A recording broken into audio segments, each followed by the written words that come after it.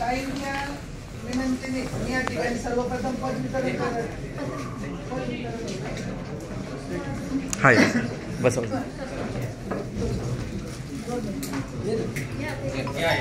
राकेश भाऊ जाधव यांच्या मित्रपरिवारातर्फे पल्लवी ताईंच्या या ठिकाणी 2 मिनिटं सत्कार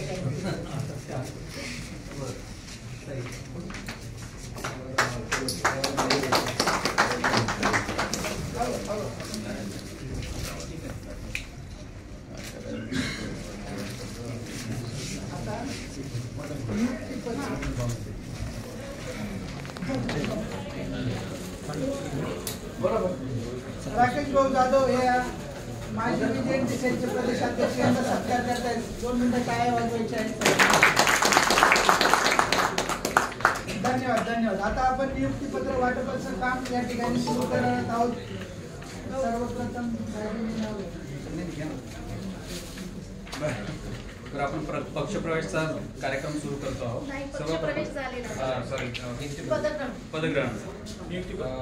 सर्वप्रथम आपण शरद काशीनाथ बोडके नाशिक शहर यांना नाशिक शहर अध्यक्ष म्हणून नियुक्ती देतो.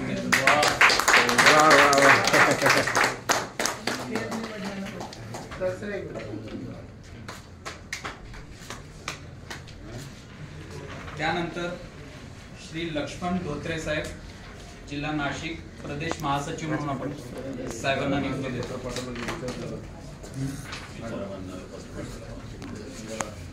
या इन्व्हिटेशन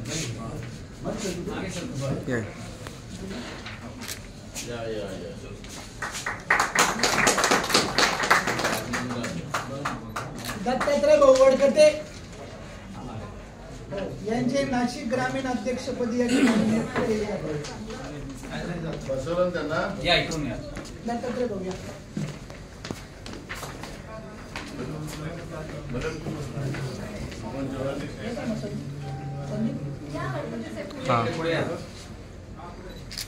यानंतर प्रदेश सचिवपदी जगदीश बोडके यांची नियुक्ती करण्यात येते. माझ्या कॅबिनेटमध्ये हां जगदीश बोडके या तुम्ही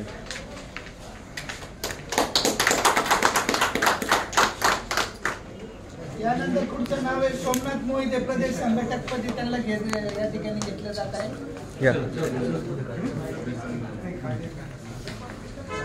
या तुम्ही सोलापूर वरून मोतीराम चव्हाण सर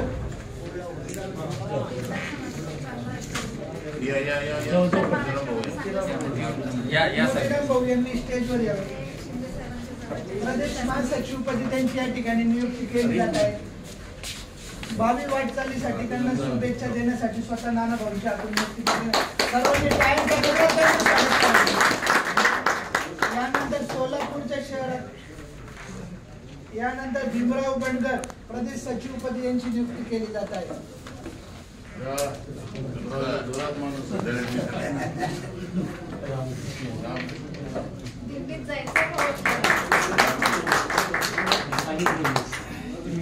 या पुढचं नाव आहे लक्ष्मणराव भोसले सर सोलापूर ग्रामीण अध्यक्ष म्हणून त्यांची या ठिकाणी नियुक्ती केली जात आहे.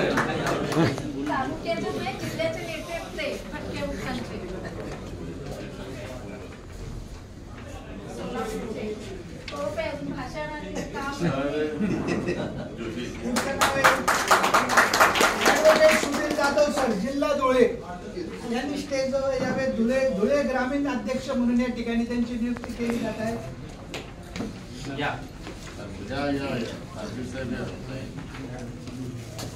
रोहिदास चव्हाण सर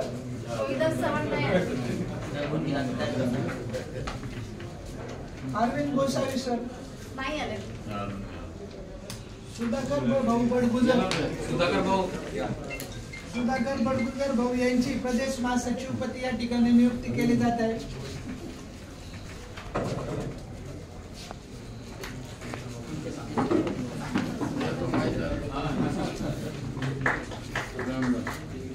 यानंतर पद्माकर भाऊ गोसावी सर्व नवनियुक्त पदाधिकाऱ्यांची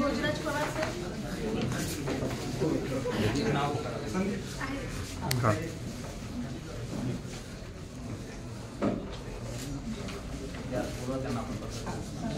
भोजराज पवार सर यांनी स्टेजवर यावे. या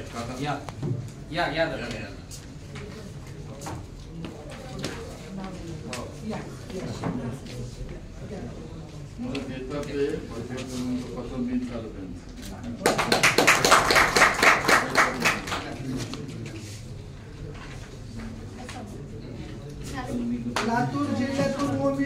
लातूर जिल्ह्यातून ओबीसी समाजाचे 2 युवक आतिश चव्हाण व प्रशांत चौधरी साहेब हे आज या ठिकाणी प्रवेश करत आहेत. नानाभाऊ पटोले यांच्या नेतृत्वाखाली आमचे प्रेरणास्थान नानाभाऊंना मुख्यमंत्री करण्यासाठी बळकटी देण्यासाठी राज्यातून अनेक युवकांनी संघर्ष या ठिकाणी पेटवला आहे. भारत जोडो यात्रासारखी अनेक शेकडो कार्यकर्ते या ठिकाणी पार्टीत जोडले जात आहेत.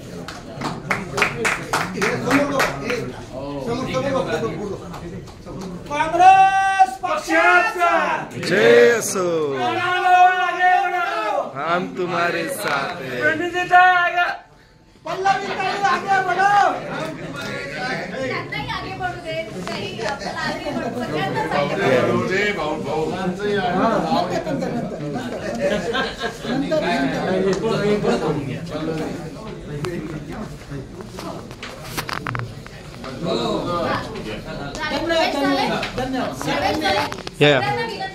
आता बसून घ्या. हा इकडे शूटिंग घेतो. ज्यांना ऐकण्यासाठी आपण सर्वजण व्याकुळ झालेले आहात. हे आपले सर्वांचे हा ऐका मागचे घेतो मनोगत प्रदर्शित करत आहे. आपल्या भटक्या विमुक्त जाती जमातीचे जे काही प्रश्न आहेत ते या ठिकाणी त्यांना सखोल वाचा या ठिकाणी फोडणार आहे. धन्यवाद. आता आपण प्रवेश सोहळा झाले आहे, पदग्रहण झालेले आहे. तर या ठिकाणी एकच मुद्दा मला आदरणीय नानाभाऊंसमोर मांडू इच्छितो. नानाभाऊ, कुठलाही कार्यक्रम असो, भटक्या विमुक्त जाती जमातीचे असंख्य कार्यकर्ते पक्षाच्या प्रत्येक मिटिंगला, पक्षाच्या प्रत्येक कार्याला प्रत्येक जण आपल्या हातातलं काम सोडून या ठिकाणी पक्षाच्या सोबत आलेला असतो. पण ज्या वेळेस आमच्या कुठेतरी भटक्यांच्या घरांवरती बुलडोजर चढवला जातो त्यावेळेस प्रदेशचे त्यांचे मुख्य काँग्रेसकडून आम्हाला अपेक्षित अशी मदत मिळत नाही. आमच्या कार्यक्रमांकडे तुम्ही आता बघितलं असेल का, प्रदेश शहर कार्यकारिणीकडून दुर्लक्ष केलं जातं.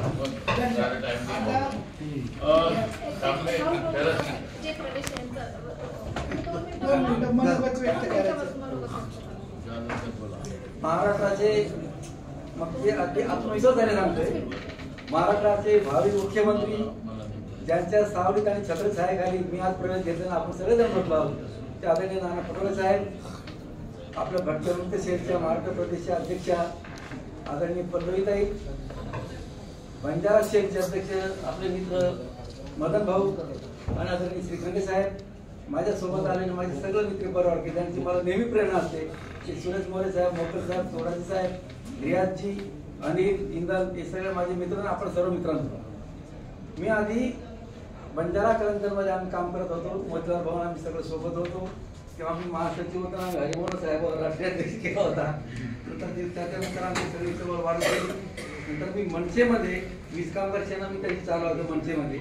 आणि मनसेकडनं मी 2 आमदारची पण लढलो चाळीगावमधून. त्याच्यानंतर जसा अनुभव येत गेला, साक्षात्कार होत गेला आणि नंतर मग आम्ही ठरवलं सगळं आमच्या युनिटने की इथं काही बरोबर नाही आणि जो विचार घेऊन आपण इथं आलो होतो किंवा ते बोललं गेलं त्यांच्याकडनं ते काही होत नाही. त्याच्यामुळे आम्ही ते ठरवलं की पूर्ण 20 कामगार सेनेचं आपलं युनिट ते पूर्णपणे आम्ही आदरणीय नानासाहेबांच्या काँग्रेसमध्ये आम्ही ते विलीन केलं. कामगार सेना तिथं आहे. तर या अर्थाने मित्र, नेहमी माझ्यासोबत जे माझे मित्र असतात आम्ही जे अनुभवते मित्रांनो, मी एकच सांगतो की जे आज मी माझ्या मित्रांना सांगितलं की आज मी प्रवेश घेतो किंवा माझ्यासोबत जे माझे मित्र आले हे काही कुठलं काही मिळेल किंवा काही देईल हा विषय नंतरचा आहे. पण मित्रांनो, काँग्रेस पक्षाची एक गोष्ट लक्षात ठेवा, मला काँग्रेस पक्षाचं माझ्या मित्रांना की जे वैचारिक बेसवरती चालतात त्यांना काँग्रेसने जे दिलंय आपल्याला आजपर्यंत त्या ऋणातून आपल्याला मुक्त व्हायचं. कारण आज जे काही घरी आपण जे आज गलिच्छ राजकारण बघते ते राजकारण पाहिल्यानंतर असं वाटतं की काँग्रेस जे पण स्ट्रगल करते गोरगरिबांना न्याय देण्यासाठी, सगळ्यांना समान नागरिक समान हे देण्यासाठी, हक्क देण्यासाठी, त्यांच्या स्ट्रगलमध्ये, नानाभाऊंच्या प्रयत्नामध्ये आपला तिथे काही ना काही वाटा असला पाहिजे, खारीचा वाटा असला पाहिजे. आणि मित्र, मी एक सांगतो की आजपर्यंत आम्ही जे काही कार्य केलं, मी क्षेत्रात असेल, समाज क्षेत्रामध्ये असेल, तो आमचं त्यावेळेला आम्ही सांगत होतो, आताही सांगतो की आम्ही इथून पुढे काँग्रेसमध्ये सर्व त्याने आम्ही झोकून दिलेलं आहे, झोकून देणार आहोत. आणि जसजसे आदेश येतील त्याप्रमाणे आम्ही करू. आणि जसं आपण सांगतो की बाबा या कामामध्ये तुमचं श्रेय किती राहणार किंवा वाटा किती राहणार, मित्रांनो नक्की आहे. आधी आमचं अपेक्षेप्रमाणे, ऐपतीप्रमाणे तो खालीचा वाटा होता. पण इथून पुढे येणाऱ्या भविष्य काळामध्ये काँग्रेस जी आपली लढाई लढेल, काँग्रेस जे विचार घेऊन पुढे चालेल, त्या विचारामध्ये, त्या लढाईमध्ये आमच्या संपूर्ण याचा सिंहाचा वाटा राहिल्याशिवाय राहणार नाही. सगळी प्रेरणा या नानाभाऊंची आहे. आम्ही जेव्हा सगळे गप्पा मारतो, आमचे गुरुवारी सुरेश मोरे साहेब इथं आले, या प्रत्येक गोष्टी मला ते सतत प्रेरणा देत असतात. आणि सांगितलं की दुसऱ्या पक्षामध्ये आणि काँग्रेस पक्षामध्ये दुसरे नेते आणि नानाभाऊंच्या नेतृत्वामध्ये काय फरक आहे. आणि हे फरक आम्ही समजल्यानंतर सगळ्यांना आश्चर्यासारखं दिसायला लागलं की आपण कुठे राहणं आणि कुठे जाणं योग्य आहे. आणि म्हणून हा आजचा तो निर्णय घेतला. मला आनंद या गोष्टीचा वाटतो की नानाभाऊंच्या कार्यामध्ये आणि आपल्या याच्यामध्ये आमचा काही ना काही वाटा इथून पुढे राहणार आहे. आपण मित्रांनो आज या क्षणापासून किंवा जिथून आपण काम करत आहोत तेव्हापासून आपण ही जिद्द धरूया की महाराष्ट्राचे भविष्यातले मुख्यमंत्री नानाभाऊ राहतील. राहुल गांधी साहेबांना आपल्याला बघायचं आहे, राहुल गांधी साहेब राहतील यासाठी आपले प्रयत्न राहो. आणि अशी मी तुम्हाला विनंती करतो, नानासाहेब जसे आदेश येतील आपले त्याप्रमाणे आमचे काम चालत राहील. वीज कामगार सेनेचं मी प्रदेश उपाध्यक्ष नानासाहेबांच्या आशीर्वाद मला मिळालेला आहे. जी जबाबदारी नानासाहेबांकडे येईल, काही कामांकडे येईल, आमचे मदन भाऊ जे सांगतील त्याप्रमाणे काम होत राहील. मला 2 मिनिटं इथं बोलायला संधी दिली काही सांगली, त्यामुळे मी आभार मानतो. धन्यवाद. यानंतर आपल्या सर्वांच्या भगिनी पल्लवीताई नेमके महाराष्ट्र प्रदेश अध्यक्ष विजय टिसेल या आपल्या सर्वांनी या ठिकाणी 2 शब्द सांगा. आपल्या सगळ्यांचे अगदी आवडते नेते, महाराष्ट्राचे भावी मुख्यमंत्री आदरणीय आमदार नानाभाऊ पटोलेजी, त्याचप्रमाणे आपल्या विभागाचेच नाही तर काँग्रेस पक्षामध्ये ज्यांनी खूप वर्ष काम केलेली महत्वाची पदं भूषवली आहेत असे धुळ्याचे रमेशअण्णा शिरसंडे साहेब, त्याचप्रमाणे विमुक्त जाती भटक्या जमातीचे आधीचे अध्यक्ष, पूर्वीचे अध्यक्ष मदन भाऊ जाधव ते नाही आहेत इथे, प्रवेश केलेले नुकतेच आपल्या काँग्रेसमध्ये प्रवेश केलेले राकेश जाधव साहेब, सामाजिक न्याय विभागाचे बालाजी गायकवाड, इथे निवेदन करत असलेले शरद बोडके आणि समोर उपस्थित असलेले सोलापूर, धुळे, जळगाव, लातूर, नांदेड या शहरातून आलेले विमुक्त जाती या विभागाचे पदाधिकारी ज्यांना आता नियुक्तीपत्र दिलेले आहेत आणि त्यांनी प्रवेश केलेले आहेत ते पदाधिकारी. सगळ्यात प्रथम सगळ्यांचं अभिनंदन. ज्यांनी जबाबदारी स्वीकारलेली आहे त्यांनी नानाभाऊंनी मला खूप प्रेशर करतात की विस्तार करायचा आहे, ब्लॉक लेवल पर्यंत जायचंय, बूथ कमिट्या करायच्या आहेत. तर आज पुन्हा एकदा मी नानाभाऊंच्या उपस्थितीमध्ये आपल्या सगळ्यांना सांगत आहे की आपण आपलं नियुक्तीपत्र घेतल्याच्या 15 दिवसाच्या आत तालुका अध्यक्ष, त्याच्यानंतर शहर असेल तर ब्लॉक अध्यक्ष, बूथ कमिट्या यांचा विस्तार लवकरात लवकर 15 दिवसाच्या आत करून मला सुपूर्द करायचा आहे, जेणेकरून मी तो आदरणीय नानाभाऊंकडे ठेवू शकते. कारण का या गोष्टीचं खूप प्रेशर आहे, आपल्याला खूप गोष्टी करायच्या आहेत, भटक्यामुक्तांसाठी करायच्या आहेत, काँग्रेससाठी करायच्या आहेत, पण जोपर्यंत आपण तळात जाऊन संघटन बांधणार नाही तोपर्यंत हे होणार नाही. आता जर आपल्याला संघटन बांधायचं आहे, तळात जाऊन काम करायचं आहे तर काही गोष्टी आपल्या हातात असल्या पाहिजे. तर त्या कोणत्या गोष्टी आहेत, तर एक तर पहिली गोष्ट आपल्याला पेरेंट बॉडीचा सपोर्ट पाहिजे, जो बऱ्याच जिल्ह्यांमध्ये आपल्याला पाहिजे तसा मिळत नाही, हा एक झाला. आणि दुसरा म्हणजे आपल्याला लोकांमध्ये जाताना काय काम घेऊन जायचं आहे, तर लोकांमध्ये जाताना काम घेऊन जायचं, जेव्हा आपण व्हीजेएनटी म्हणून जातो तेव्हा काय घेऊन जायचं आणि काँग्रेस म्हणून जातो तेव्हा काय विचार घेऊन जातो. तर काँग्रेस म्हणून आपण जेव्हा लोकांमध्ये जातो तेव्हा काँग्रेसचा मुळातला जो केंद्रबिंदू आहे तो तळातला समाज घटक आहे. त्यांचा काँग्रेस हा एक विचार नसून आचार आहे की बाबा तळातल्या सगळ्या समाज घटकांना एकत्र करून त्यांना समतेच्या आधारावर समान संधी देऊन लोकशाही मार्गाने हे राज्य चालवायचं, हा देश चालवायचा. तर हे करत असताना मग हा तळातला समाज म्हणून एक भटका विमुक्त समाज आहे. मग या भटक्या विमुक्त समाजासाठी काँग्रेसने राष्ट्रीय पातळीवर काही महत्त्वाच्या भूमिका स्वीकारलेल्या आहेत. त्या भूमिका भाऊ आपल्याला महाराष्ट्रामध्ये सुद्धा प्रदेश काँग्रेसतर्फे भटक्या विमुक्तांचा एक पेपर, एक जाहीरनामा किंवा एक जसा राष्ट्रीय AICC ने काढलेली आहे श्वेतपत्रिका, तशी आपल्याला महाराष्ट्राच्या पातळीवर सुद्धा आपल्याला MPCC एक श्वेतपत्रिका काढावी लागेल जी जिल्ह्यामध्ये खालीपर्यंत जाईल लोकांमध्ये की काँग्रेसची भटक्या विमुक्तांच्या प्रती काय भूमिका आहे. बऱ्याचदा असं ही काँग्रेसची सगळ्यात पहिल्यांदा भूमिका आहे की त्यांनी आपल्या भटक्या श्वेतपत्रिकेमध्ये मांडलेली आहे.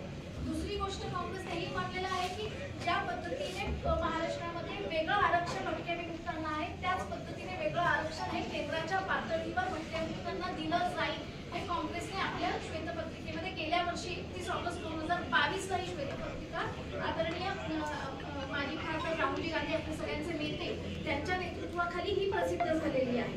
त्याच्यामुळे हे 10% आरक्षण असेल, जातीय जनगणना असेल, वेगळं डिपार्टमेंट असेल, या सगळ्या गोष्टी काँग्रेस करण्यासाठी अनुकूल आहे. परत 10% आरक्षण राजकारणात जेव्हा मिळेल तेव्हा मिळेल, पण पक्षांतर्गत सुद्धा काँग्रेसने एक भूमिका स्वीकारलेली आहे की ती भूमिका अशी आहे की ज्या ज्या राज्यांमध्ये, ज्या ज्या तालुक्यांमध्ये, ज्या ज्या जिल्ह्यांमध्ये भटके विमुक्त एकत्र असतील आणि तिथे जर कोणी कॅन्डिडेट एलिजिबल असेल, लोकांमधला चेहरा असेल आणि केवळ तो भटका विमुक्त आहे म्हणून तो डावलला जात असेल, तिथे त्याला प्राधान्याक्रम दिला जाईल आणि तिकिटांना दिलं जाईल. आपल्या मान्य केलेली आहे की भटके विमुक्तांना देण्यात जाईल, पण त्याला जोड कामाची आहे की तो लोकांमधला माणूस पाहिजे. तर अशी खूप सकारात्मक भूमिका काँग्रेसने घेतलेली आहे जी आपल्याला लोकांमध्ये घेऊन जायची आहे.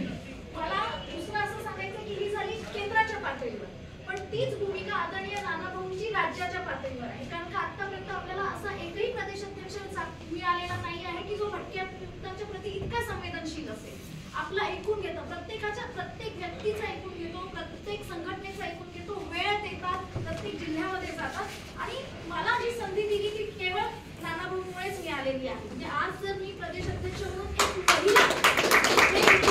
पहिल्यांदा घडत आहे की कुठल्या तरी विभागासाठी म्हणजे महिला विंग असेल तर महिला अध्यक्ष असणारच आहे. प्रदेशला प्रभार आदरणीय होऊन गेलेले आहेत महिला ज्या MPCCच्या अध्यक्ष आहेत, पण विभागासाठी जो विभाग ओबीसी विभाग आहे, विजेएनटी विभाग आहे, मायनॉरिटी विभाग आहे, या सगळ्या विभागामध्ये पहिल्यांदा महिलाला एक प्रदेश अध्यक्ष म्हणून स्थान दिलेलं आहे आणि त्याचं श्रेय पूर्ण नानाभाऊंना जातं.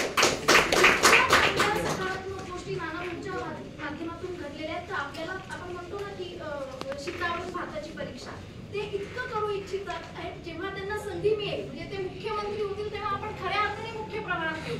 तेव्हा आपल्याला ज्या आत्तापर्यंत जाती आहेत भटक्या विमुक्तांमधल्या, ज्या वंचित जाती आहेत, ज्या आत्तापर्यंत दुर्लक्षलेल्या आहेत, ज्यांना कोणी ऐकून घेत होतं त्यांना नानाभाऊंच्या माध्यमातून संधी मिळत आहे. त्यामुळे आपल्या सगळ्यांचं सगळ्यात पहिल्यांदा जर काही असेल की आपलं पक्ष संघटन मजबूत करणं आणि त्या माध्यमातून आपल्याला ओबीसी विजेएनटीच्या प्रति कळवळा असणारे आदरणीय नानाभाऊ यांना मुख्यमंत्री पदावर बसवणं. नानाभाऊ आगे बढ़ो, नानाभाऊ आगे बढ़ो, नानाभाऊ आगे बढ़ो. त्यामुळे इथून पुढे येणाऱ्या काळामध्ये महत्त्वाचा काळ आहे, इलेक्शनचा काळ आहे. त्या काळामध्ये आपल्याला आदरणीय नानाभाऊंच्या नेतृत्वाखाली खूप चांगलं संघटन उभं करायचं आहे. हे सगळं आव्हान मी त्या म्हणजे ह्या सगळ्यांच्या वतीने मिळण्याची जबाबदारी घेते. का यांनी मला तसा शब्द दिलाय की ताई आपण चांगलं काम करू आणि नानाभाऊंचे हात बळकट करू. त्याच्यामुळे आपण या नाशिकची तारीख कार्यक्रमाची तारीख तर खूप चांगली एनर्जी लोकांमध्ये आहे. खूप म्हणजे प्रवेश घेण्यासाठी तर इतके इच्छुक. आज माझा विदर्भाचा दौरा झाला नानाभाऊ. त्या विदर्भाच्या दौऱ्यामध्ये असं झालं अकोल्यामध्ये स्वराज भवन मध्ये पाहून पहिल्यांदा असं झालं की बीजेपीची लोक सुद्धा आली होती काय मीटिंग पदाधिकारी येऊन बसले होते. वंचितचे पदाधिकारी ते सुद्धा आता प्रवेश घेण्याच्या दृष्टीने इच्छुक आहेत. तर केवळ पोहोचणं, लोकांपर्यंत पोहोचणं हा सगळ्यात महत्त्वाचा मुद्दा आहे. तर आपण सगळ्यांनी ही भूमिका घेतली पाहिजे की आता फक्त पत्र घेणं, नियुक्त्या घेणं हे चालणार नाही, तर लोकांपर्यंत कसं पोहोचू आणि भाऊ मार्गदर्शन करतील. दुसरं भाऊ मला एकच शेवटचं मला म्हणायचं की आमच्या आदरणीय रमेशांना श्रीखंडे नाही असू देत, कारण का आमचे ते श्रेष्ठ आहेत, श्रद्धास्थान आहेत. त्यांनी खूप काम केलेलं आहे भटक्या विमुक्तांसाठी. काँग्रेस पक्षामध्ये खूप चांगलं काम केलेलं आहे. यापूर्वीच्या विभागामध्ये ते कार्याध्यक्ष म्हणून काम करत होते, परंतु त्यांच्या कामाचा आवाका इतका मोठा आहे की आज त्यांना मी अध्यक्ष असताना विभागामध्ये कोणतं पद देणं हे माझ्यासाठी योग्य वाटत नाही. त्याच्यामुळे मी असं विचार करत आहे की विभागाच्या वतीने आपल्याला मी शिफारस करत आहे की रमेशांना श्रीखंडे यांना प्रदेशवर तरी नियुक्ती देण्यात यावी, एखाद्या चांगल्या पदावर किंवा AICC ला त्यांना घेण्यात यावं अशी शिफारस आपल्या माध्यमातून करण्यात यावी. चला, थँक्यू.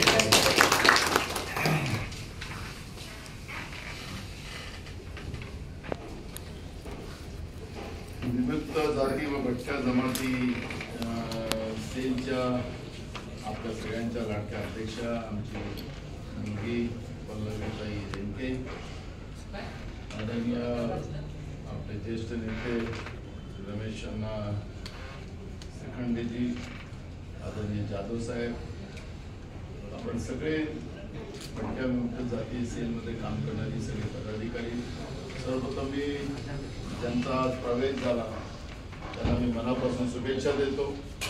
आज आपण सगळेजण आज काँग्रेस परिवारामध्ये आला. काँग्रेस परिवार हा दुःखी कष्टी सगळ्या जाती धर्माच्या लोकांना सोबत घेऊन चालणारा पक्ष आहे. त्यामुळे आपण खऱ्या अर्थानं आज आपल्या घरी वापस आहे.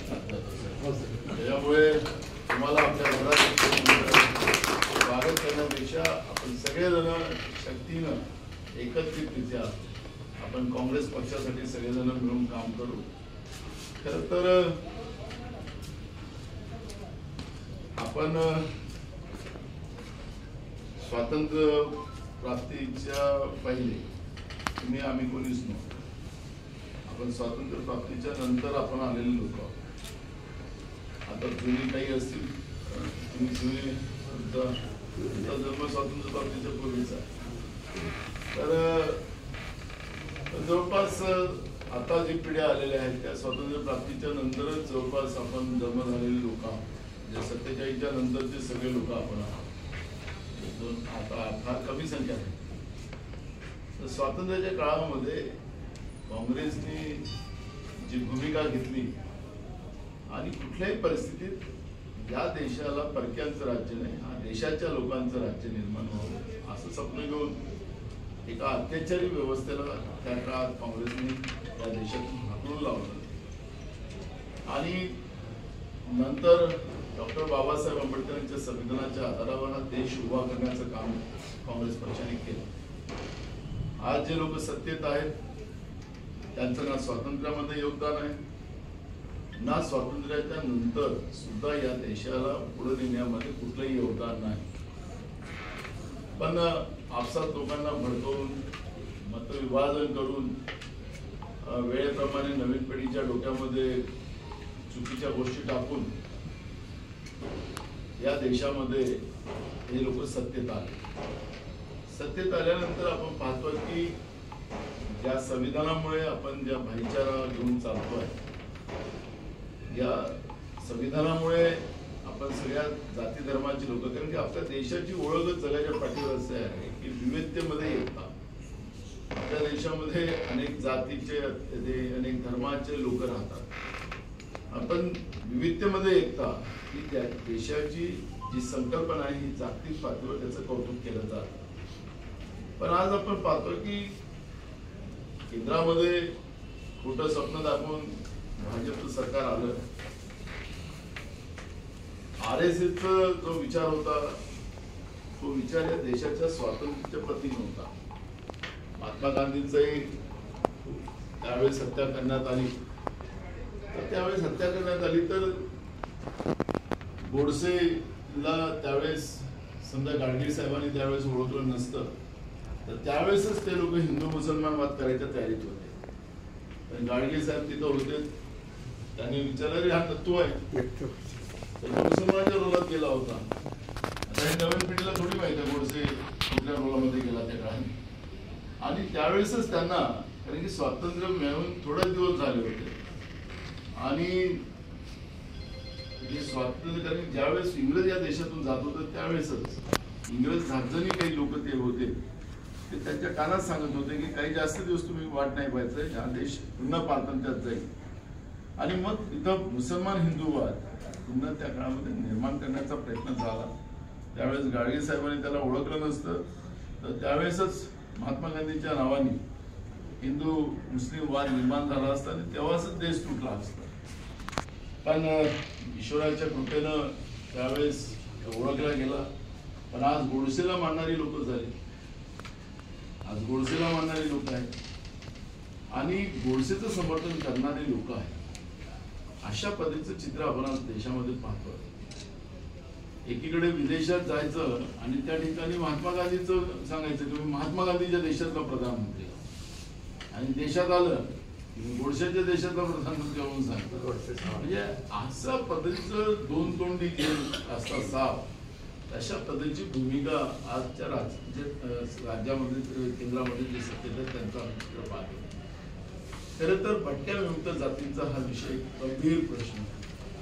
या देशामध्ये फक्त महाराष्ट्रात नाही, देशामध्ये डॉक्टर मनमोहन सिंग साहेबांचं सरकार असताना युपीच्या नेत्या सोनिया गांधींनी एक निर्णय केला की हे जे भटके विमुक्त जाती आहेत यांना एकत्रित आणलं पाहिजे आणि यांना न्याय प्रवाहात आणलं पाहिजे. कारण की विविध जातीमध्ये आपली भटके विमुक्त जाती विखरलेली आहे. कुठलाही कोणाचाही समन्वय नाही. मी पण देशपातळीवर काम केलेलं आहे, खासदार म्हणून काम केलेलं आहे, किसान काँग्रेसचा राष्ट्रीय अध्यक्ष म्हणून काम केलेलं आहे आणि देशाच्या वेगवेगळ्या कानाकोपऱ्यात मी जाऊन महाराष्ट्रातल्या कानाकोपऱ्यात फिरतोय. तर याच्यामध्ये जेव्हा डॉक्टर मनमोहन सिंग साहेबांचं सरकार होतं की अजूनही स्वातंत्र्याचा सूर्य आमच्या भटक्या विमुक्त जातींना पाहताच येत नाही, अशी परिस्थिती आज आमच्या भटक्या विमुक्त जातींची आहे. आणि म्हणून डॉक्टर मनमोहन सिंग साहेबांनी त्यावेळेस अण्णाच्या नेतृत्वात, कारण की जस्टिस होते जस्टिस रेणके साहेबांच्या नेतृत्वामध्ये एक आयोग निर्माण झाला. आयोगाची निर्मिती झाल्यानंतर आयोगाचं 2014 नंतर त्याला मान्यता देण्याचा निर्णय झाला होता. पण इतक्या वर्षाच्या भटकत्या लोकांना पुन्हा भटकती व्यवस्थेमध्ये राहावं लागेल, असंच काही नशिबात असेल आपलं. कारण की नशिबाच्या पहिले नशिबाच्या जास्त आणि वेळेच्या पहिले काही प्राप्त होत नाही असंच म्हणता येईल. आणि सरकार गेलं काँग्रेसचं, नरेंद्र मोदीचं सरकार आलं. या नरेंद्र मोदीच्या सरकारने रेणके आयोगावर पुन्हा एक आयोग बसवला, नरेंद्र जाधवचा. नरेंद्र मोदीनं नरेंद्र जाधवचा आयोग बसवला आणि त्याची वाट लावली. म्हणजे रेणके अण्णांनी जे काही जस्टिस रेणकेंनी जे काही देशातल्या कानाकोपऱ्यातल्या भटक्या विमुक्त जातीच्या लोकांना प्रवाहात आणण्यासाठी जी काही सरकारकडे भूमिका मांडलेली होती आयोगाच्या माध्यमातून, त्याच्यावरच विरजण टाकण्याचं पाप नरेंद्र जाधव उपसमिती, कारण की ते कुठल्याही नियमात बसत नाही, आयोगावर उपसमिती आणि त्यांचे जस्टिस नव्हते नरेंद्र जाधव, हे संबंधच नाही. ठीक आहे, त्यांनी सत्तेमध्ये काही होऊ शकत. पण आता योग आपल्याला चांगला आला की परवा आपण जेव्हा रायपूरचं काँग्रेसचं अधिवेशन झालं, त्या अधिवेशनामध्ये मी जेव्हा विधानसभेचा अध्यक्ष होतो त्यावेळेस आपण ठराव आणला होता विधानसभेमध्ये, जातीनिहाय जनगणना झाली पाहिजे. आता विधानसभेचा अध्यक्ष ठराव आणू शकतो जाधव साहेब हे कोणालाच माहिती, कारण की सत्तापक्ष ठराव आणतं, विरोधी पक्ष ठराव आणतं, मग त्याच्यावर अध्यक्ष चर्चा घडवतं आणि अध्यक्ष चर्चा घडवून मग त्याला होईचं बहुमत नाहीचं बहुमत असं करून ठराव संमत झाला. एवढंच अध्यक्षाची ड्युटी असते असंच आपण समजतो. पण मी तुमच्या चळवळीतला माणूस आहे. शोषित पीडित समाजाला या स्वातंत्र्य भारतामध्ये न्याय मिळाला पाहिजे ही लढाई मी अनेक वर्षापासून लढतो आहे. आणि ज्यावेळेस संविधानिक पदावर मी बसलो तर त्या संविधानिक पदाचा वापर माझ्या समाजाला प्राप्त व्हावा आणि त्याला एकच पर्याय आहे, तो आहे जातीनिहाय जनगणना, हाच एक त्याला पर्याय आहे. आणि म्हणून मग विधानसभा अध्यक्ष असताना आपण तो ठराव मांडला आणि तो बनव्यासारखा जगात देशामध्ये पसरला. अनेक राज्यांनी मग ठराव केले, पण त्याच्यातही आपलं नशीब खराब की कोरोना आला आणि जनगणना होऊ शकली नाही. नाही तर त्यावेळेस नरेंद्र मोदीचं मी अशी लावलेली इथून बंबू काम झालं होतं. कोरोना आडवा आणि कोरोना आडवा आल्यानंतर जातीनिहाय जनगणना होऊ शकली नाही. राहुलजी जेव्हा भारत जोडो यात्रेमध्ये महाराष्ट्रात आले आणि त्यांनी मला सगळे सविस्तर विचारले की त्यांना सगळे समजावून सांगितलं की हिंदुत्ववादाचा, कारण की हिंदुत्ववाद आणि हिंदू याच्यात खूप सारा फरक आहे. हे आपल्या लोकांना समजलं पाहिजे. आपण काय की आपण सगळे ही जी लोक आहोत, आपण 12 बलुतेदार आहे, हे आपण हिंदुत्ववादामध्ये बसलेलो. आपण हिंदू आहोत तर आपल्याला सगळ्यांना गर्व राहायला हा काही चुकीचं नाही. आता बंजारा समाज म्हणतो की आम्ही हिंदू नाही आहोत, त्यांचं एक वेगळी नाही असं. पण आता परवा तिकडे जामनेरला ते वेगळंच कार्यक्रम चालला होता. ऐकत का तुम्हाला सांगतो, आपल्याला सगळ्या स्टोऱ्या माहिती, म्हणून त्याची एक स्टोरी सांगतो. तर म्हणून मी तुम्हाला सांगतो की कारण की आपले जे संत होते, भोजनाचे संत होते, तुकाराम महाराज, ज्ञानेश्वर माऊली. ज्ञानेश्वर माऊली ही ब्राह्मण होती. मी मगाशी पण तुम्हाला सांगतो, ज्ञानेश्वर माऊली ब्राह्मण होते, पण त्यांनी हा जो मनुस्मृती होती तिचा विरोध. मनुस्मृती म्हणजे काय, मनुष्य यांना सांगतो. मनुस्मृती म्हणजे ब्राह्मण जे आहेत ते देव आहे असं तुम्ही समजा. ब्राह्मण आहे ते देव आणि त्यांची पूजा तुम्ही करा. देव तुम्ही पाहिलाच नाही, त्यामुळे जे ब्राह्मण आहेत ते देव द्या त्यांना सगळ्या गोष्टी आणि तूप त्यांना द्या आणि तुम्ही चटणी खा. तर त्याचा विरोध त्या काळामध्ये तुकाराम महाराजांनी असेल, ज्ञानेश्वर माऊलींनी असेल यांनी केला. आता या सगळ्या व्यवस्थेचा विरोध त्यावेळेस या लोकांनी केला आणि त्यावेळेस त्यांना ते परिणाम भोगावे लागले. त्या ब्राह्मण व्यवस्थेने वैकुंठात तुकाराम महाराजाला पाठवलं. आता त्यावेळेस कुठलं विमान होतं, पण ते तात्पुरतं विमान आपण पाठवलंच म्हणा. पाठवलं. आधी ज्ञानेश्वर माऊलीची काय अवस्था केली तर आपण पाहिलं, त्यांना वाडीत टाकलं. आज तीच मनुस्मृती सत्तेमध्ये बसली. राज्यामध्ये वारकऱ्यांवर म्हणजे वारकरी प्रथा काही आजची नाही, ही संस्कृती महाराष्ट्राची आहे. वारकरी प्रथा अंधश्रद्धा, आपण जातीपातीमध्ये विभागलेलो होतो. त्यामुळे या वारीमध्ये आपण पाहतो की वारीमध्ये जात असताना बाजूचा माणूस कोणत्या जातीचा आहे, कोणत्या गावचा आहे, कोणत्या धर्माचा आहे, गरीब आहे का श्रीमंत आहे, याचं काही कोणाला माहिती नसतं. बाहेर बाजूचा माणूस कोणालाच माहिती नसतं. आणि म्हणून त्यावेळेस संतांनी ही परंपरा निर्माण केली आणि आपल्या देशामध्ये एक मोठी चळवळ आपल्या पुरोगामी संतांनी त्या काळात निर्माण केली. ही वारी आजही चाललेली. पण जेव्हा या वाद्यांच्या हातात सत्ता गेली, वारकऱ्यांच्या अंगावर लाठीचार्ज झालाच का झाला, तो बदला त्यांना घ्यायचा आहे. कारण की वारी मधल्या काळात सांगितलं तिथं साप सोडून टाक. पंढरपुराला साप सुटला गेला, सापाला तर सगळ्या जिंकली होईल.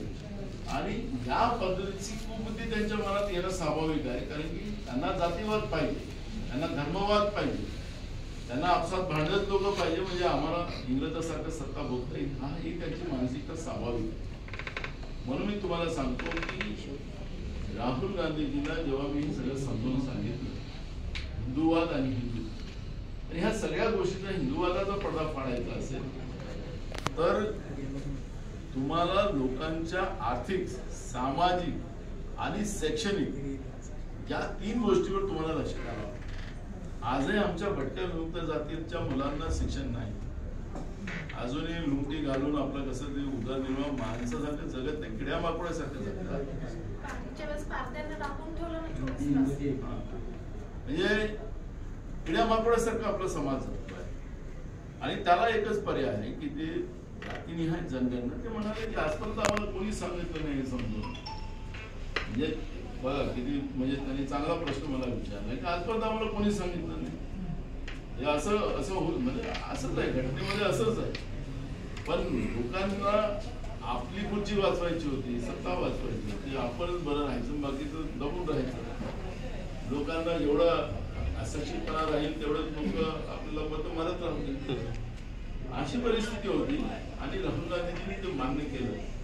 आता पल्लवी म्हणाली त्याप्रमाणे रायपूरला जेव्हा काँग्रेसचं अधिवेशन झालं त्याच्या पहिल्या दिवशी आमचं कुठल्या ठराव आणायची त्याची मिटिंग झाली. त्याच्यात मी पण होतो प्रदेश काँग्रेस अध्यक्ष म्हणून. राहुल गांधींनी मला तो ड्रॉप तयार करायला लावला जातीनिहाय जनगणनेचा. मी तो ड्रॉप तयार करून दिला. काँग्रेस पक्षाने आपल्या काँग्रेस पक्षाच्या राष्ट्रीय अधिवेशनामध्ये जातीनिहाय जनगणनेचा ड्रॉप त्याला मान्यता दिली.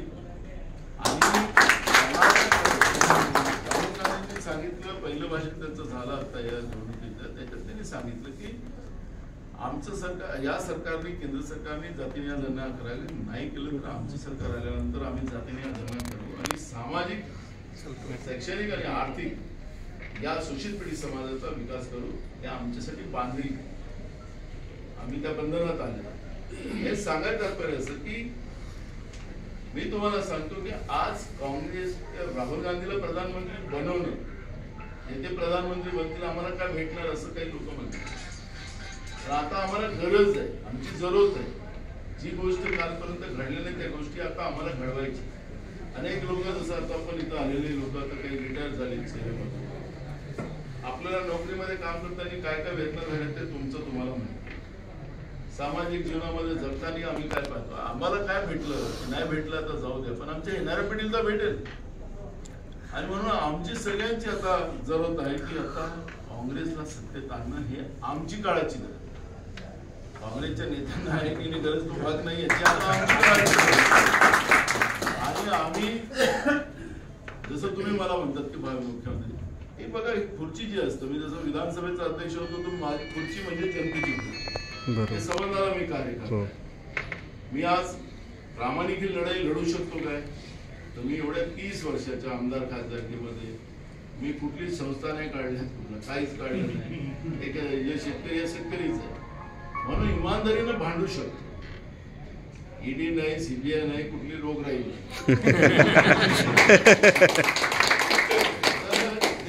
तात्पर्य असं की आपण भांडू शकतो, कारण की लोकांची लढाई लढत लढत लोकांना न्याय देण्याचं स्वप्न बघत इथपर्यंत मी आलो.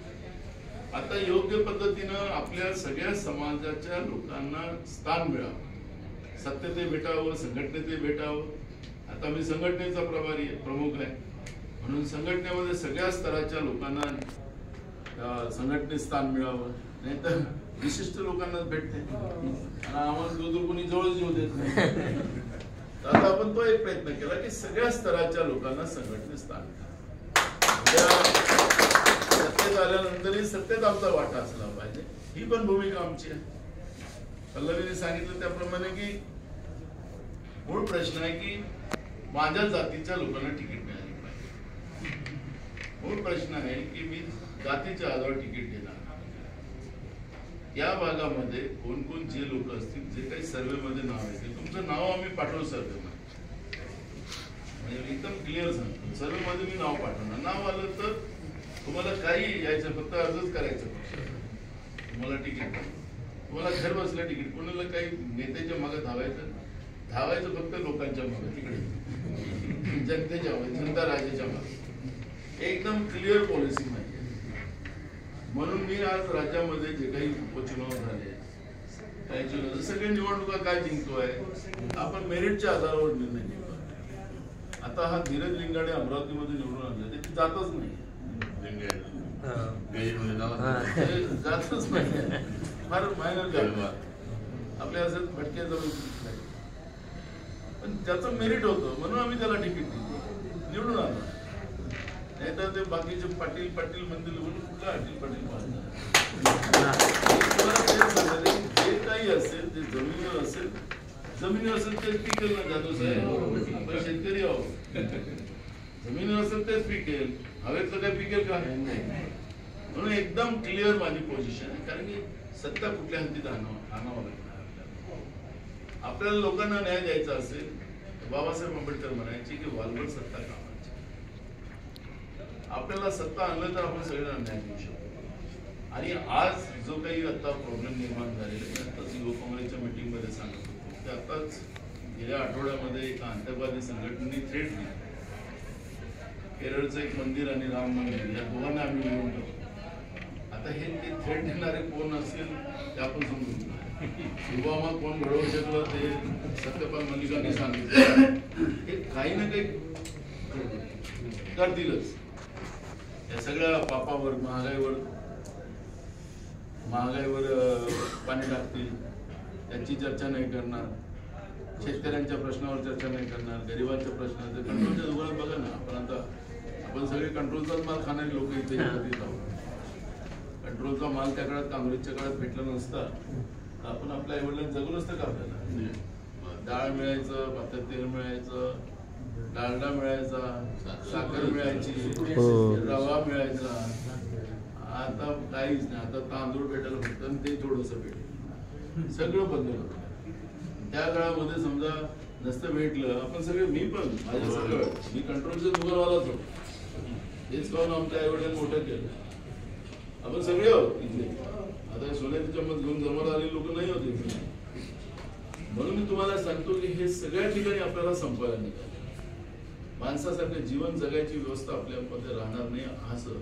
कारण की आज एक जीएसटी हा जो कायदा आला त्याच्यासाठी मी खासदारीचा राजीनामा दिला. जीएसटीच्या माध्यमातून तुमच्या खिशातला रोज पैसा काढणे चालू. पेट्रोल डिझेल मधून तुमचे पैसे काढताय. रस्ते बांधायलाही पैसे तुमचं पेट्रोल डिझेल मधून घेतात. रस्ता झाला की टोल मधून पैसे वेगळे घेतात.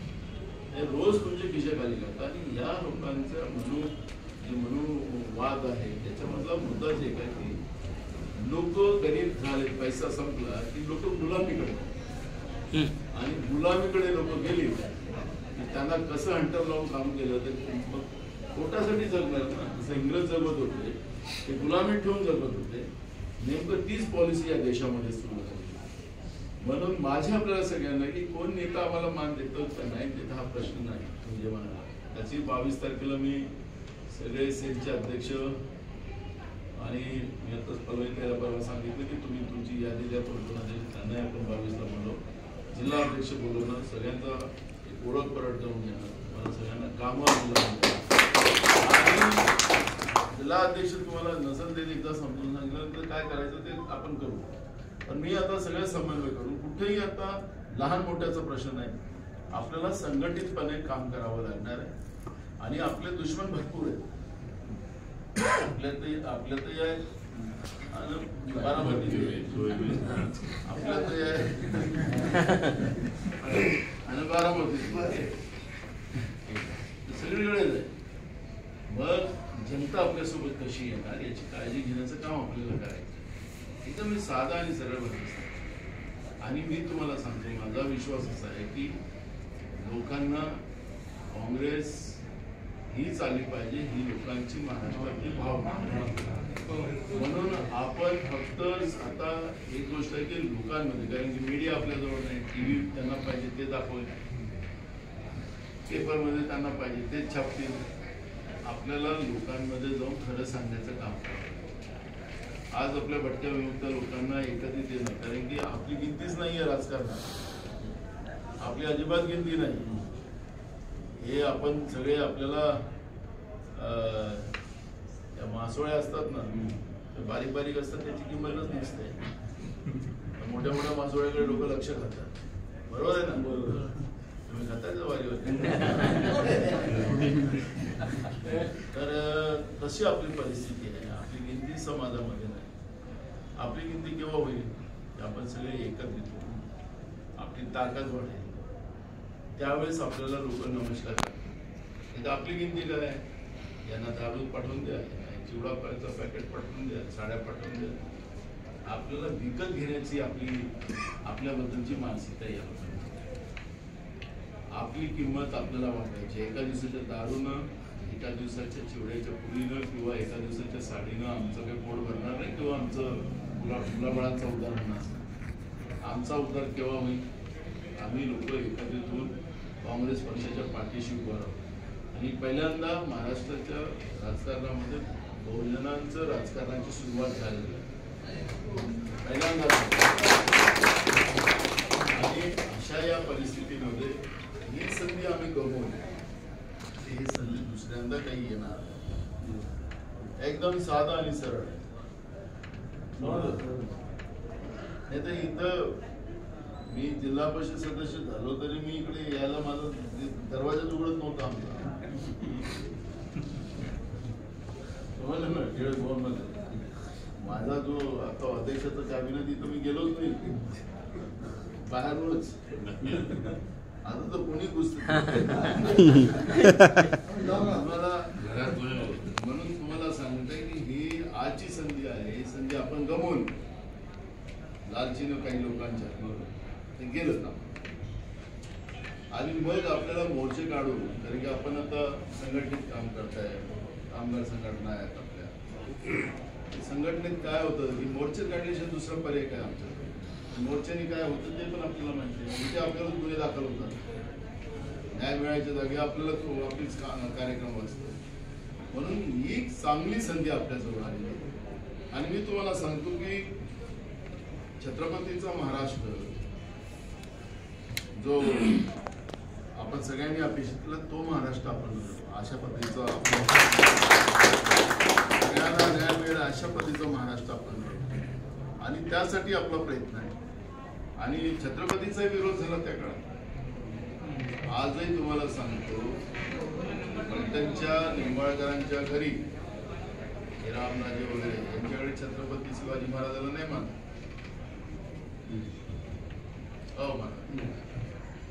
अजूनही नाही म्हणत. त्यावेळेस म्हणत नव्हते.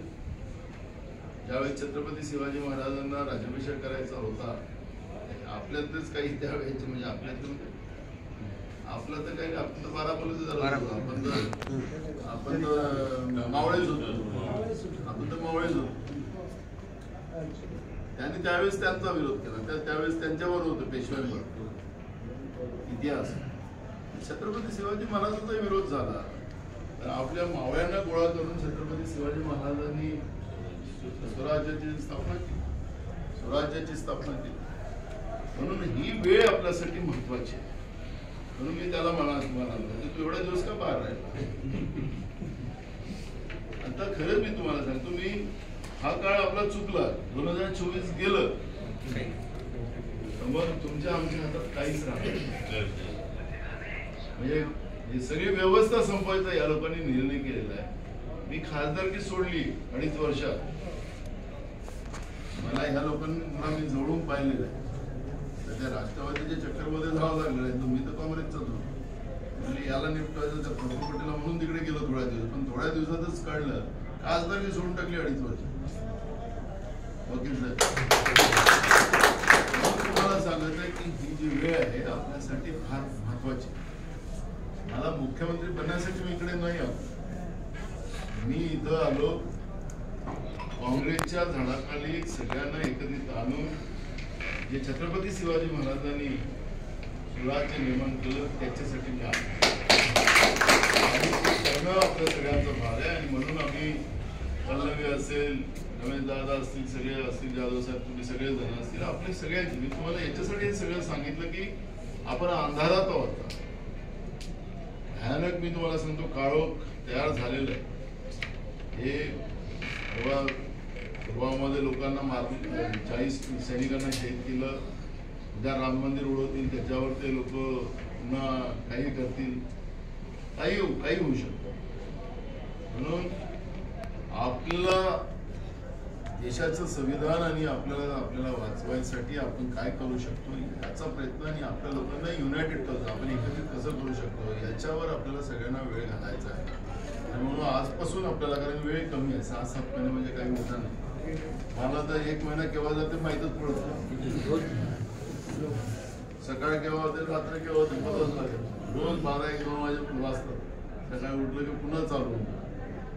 म्हणून माझी आपल्याला सगळ्यांना नेमकं विनंती आहे की ललितांनी सांगितल्याप्रमाणे आज आपण सगळे पदाधिकारी झालेले आहोत आणि आपली सगळ्यांची जबाबदारी बनतं की आपण जास्तीत जास्त लोकांना जोडून त्यांना काँग्रेसच्या प्रवाहात आणणं हे आपली सगळ्यांची जबाबदारी.